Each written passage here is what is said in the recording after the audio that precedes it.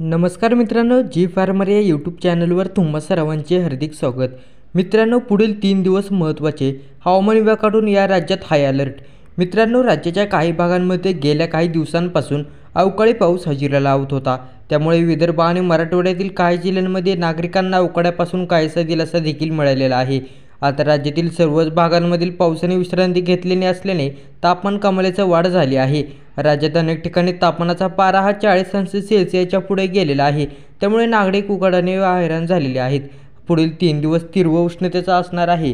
1 मे रोजी जेऊर येथील राज्यातील सर्वाधिक 44.5°C तापमानाची नोंद झाली आहे, तर बारामती येथील किमान तापमानात 21.6 अंश म्हणजे सर्वात कमी नोंद झालेली आहे।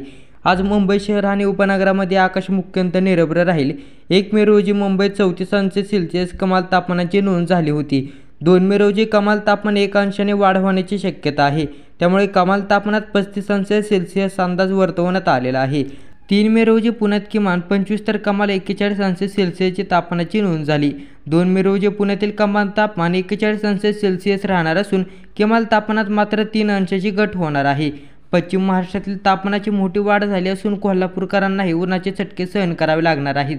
पुढील 2 दिवसात कोल्हापूरच्या तापमानात मोठी वाढ होण्याची शक्यता वर्तवण्यात आलेली आहे। 4 मे रोजी पारा 44 अंशापर्यंत जाण्याची शक्यता वर्तवण्यात आलेली आहे।